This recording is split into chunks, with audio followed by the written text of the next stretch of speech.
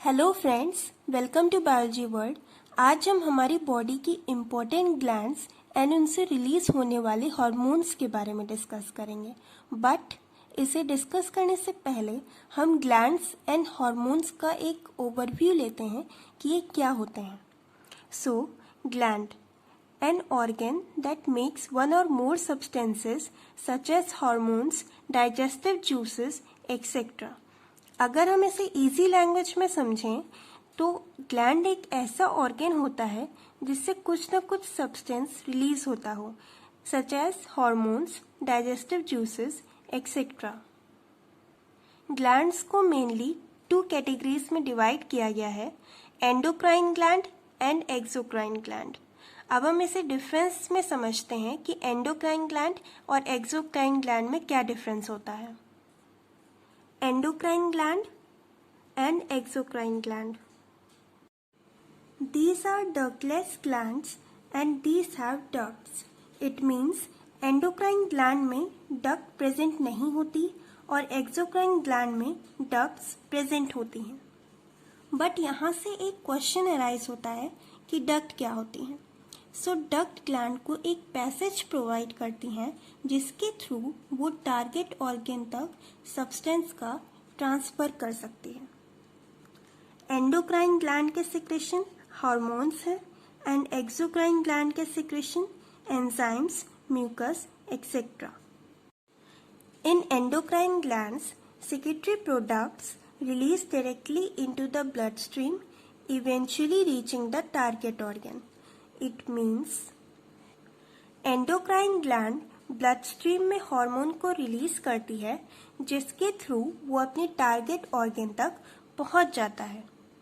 But exocrine gland में ऐसा नहीं होता।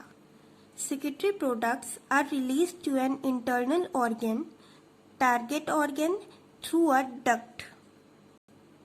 इट मीन्स एक्सोक्राइन ग्लैंड जो भी एंजाइम्स रिलीज करती है वो डक्ट के थ्रू अपने टारगेट ऑर्गन तक पहुंच जाता है। Now examples of endocrine gland: thyroid gland, parathyroid gland, pituitary gland, adrenal gland etcetera. Now examples of exocrine gland: salivary gland, pancreas, mammary gland, etc. So first one is pineal gland, located deep in the center of the brain. It means ये हमारे brain के deep centre में present होती है। pineal gland is also known as third eye. इसे third आई भी बोला जाता है। हार्मोन रिलीज्ड मेलाटोनिन, इस ग्लैंड से मेलाटोनिन हार्मोन रिलीज होता है जो कि स्लीप वेक साइकिल के लिए रिस्पॉन्सिबल होता है। इट मीन्स जब भी हम सोते हैं, जगते हैं, तो वो जो पूरा एक साइकिल होता है ये उसको कंट्रोल करता है। Second gland is pituitary gland. It is located at the base of the brain. It is also known as master gland because it regulates the activity of many other endocrine glands. जो pituitary gland है ये brain के base में present होती है। इसे master gland भी बोला जाता है क्योंकि ये जो अदर एंडोक्राइन ग्लैंड्स हैं उसकी एक्टिविटी या फिर फंक्शन को रेगुलेट करती है। Weight of pituitary gland is equals to 0.5 gram, almost equal to the size of a pea. इसका वेट 0.5 ग्राम होता है, ऑलमोस्ट एक मटर के दाने के जितना इक्वल। पिट्यूटरी ग्लैंड को 3 सेक्शंस में डिवाइड किया गया है: anterior lobe, intermediate lobe and posterior lobe. तीनों सेक्शंस में अलग अलग हार्मोन रिलीज होते हैं, जैसे कि एंटीरियर लोब में 6 हार्मोन रिलीज होते हैं, इंटरमीडिएट लोब में 1 हार्मोन रिलीज होता है एंड पोस्टीरियर लोब में 2 हार्मोन रिलीज होते हैं। सो एंटीरियर लोब में 6 हार्मोन्स हैं। पहला है thyroid stimulating hormone, second adrenocorticotropic hormone, follicle stimulating hormone, luteinizing hormone, prolactin, growth hormone. ये जितने भी 6 हार्मोन हैं ये एंटीरियर लोब में आते हैं। इंटरमीडिएट लोब में सिर्फ एक हार्मोन आता है, melanocyte stimulating hormone. Posterior lobe में 2 हार्मोन आते हैं, antidiuretic hormone also known as ADH hormone and oxytocin. हमारी थर्ड ग्लैंड है thyroid gland. It is located at the front of the neck just below the larynx. Average weight of thyroid gland is 25 to 30 gram. जो thyroid gland है वो एकदम front part के नेक में और लैरिंग्स के नीचे की साइड प्रेजेंट होती है। इससे मेनली 3 हार्मोन्स रिलीज होते हैं। फर्स्ट वन इज थायरॉक्सिन, जिसे T4 हार्मोन भी कहते हैं। सेकेंड ट्राइओडोथायरोनिन, इसे T3 हार्मोन भी कहते हैं। And third calcitonin. हमारी फोर्थ ग्लैंड है thymus. It is located in the chest between the lungs and behind the breastbone sternum. Average weight of thymus gland is 40 to 50 gram. Thymus gland दोनों lungs के बीच में और sternum के पीछे की side present होती है। थाइमस का एवरेज वेट 40 to 50 ग्राम होता है और इससे जो हार्मोन रिलीज होता है वो है थाइमोसिन, जो कि T सेल्स के प्रोडक्शन के लिए रिस्पॉन्सिबल है।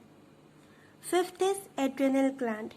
Adrenal gland are found on the top of each kidneys. ये दोनों किडनीज के टॉप पे प्रेजेंट होती है। इसका एवरेज वेट 4.5 ग्राम होता है। एड्रेनल मेनली 4 हार्मोन रिलीज करता है। फर्स्ट वन इज एड्रेनलाइन, जिसे फ्लाइट हार्मोन भी कहते हैं।